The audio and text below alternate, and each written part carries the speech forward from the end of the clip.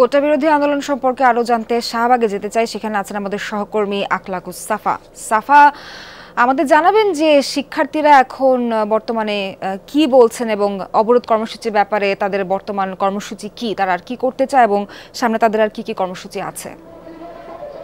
Design, elegance, beauty, সেরা পণ্য সবার জন্য জেভিকো। পরের যে কর্মসূচিগুলো সেগুলো মূলত সন্ধ্যা ৭টার সময়, অর্থাৎ ঘোষিত যে কর্মসূচি যেটি চলছে বাংলা ব্লকেড সূর্যাস্ত পর্যন্ত, ওটি যখন শেষ হবে তখন সন্ধ্যা ৭টার সময় একটি সংবাদ সম্মেলনের মাধ্যমে তারা জানাবে তাদের পরবর্তী কর্মসূচি কি।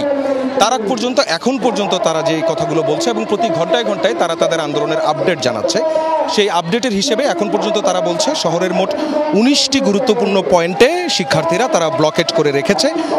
কিছুটা সকাল থেকে ছিল ১৭ এবং দুপুরের পর থেকে সেটি ১৯টি গুরুত্বপূর্ণ মোড়ে দাঁড়িয়েছে, যার মধ্যে এলিভেটেড এক্সপ্রেসওয়েও কিন্তু আছে এই ব্লকেটের মধ্যে।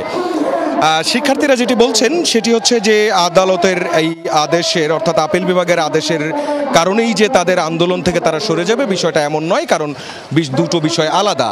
তারা বলছেন যে যে আদেশ হয়েছে সেটির সঙ্গে তাদের কোনো সম্পৃক্ততা নেই। তারা তাদের যে দাবি সেই দাবি হচ্ছে নির্বাহী বিভাগের কাছে। তারা চান কোটার সংস্কার হোক এবং সেই সংস্কারের ক্ষেত্রে তারা বলছেন যে ৫% বেশি যাতে কোটা না দেওয়া হয় এবং এই জন্য নির্বাহী বিভাগের কাছে তাদের এই আবেদন, তাদের দাবি, এবং তারা চান একটি কমিশন গঠন করে দ্রুততম সময়ের মধ্যে যৌক্তিক সংস্কার করা হোক। মুক্তিযোদ্ধা কোটার ব্যাপারে তাদের বক্তব্য, মুক্তিযোদ্ধা এবং তাদের সন্তানরা কোটায় সুযোগ পেতে পারেন, কিন্তু তাদের পোষ্য অর্থাৎ নাতিপুতি যারা, তারা যাতে এই সুযোগটা না পায়। এবং যে ৫%-এর কথা তারা বলছেন যে মুক্তিযোদ্ধার সন্তান, পিছিয়ে পড়া জনগোষ্ঠী এবং প্রতিবন্ধী যারা, তাদেরকে এই কোটায় রাখা যেতে পারে এবং বাকি ৯৫% মেধার ভিত্তিতে, যোগ্যতার ভিত্তিতে যেন নিয়োগ দেওয়া হয়।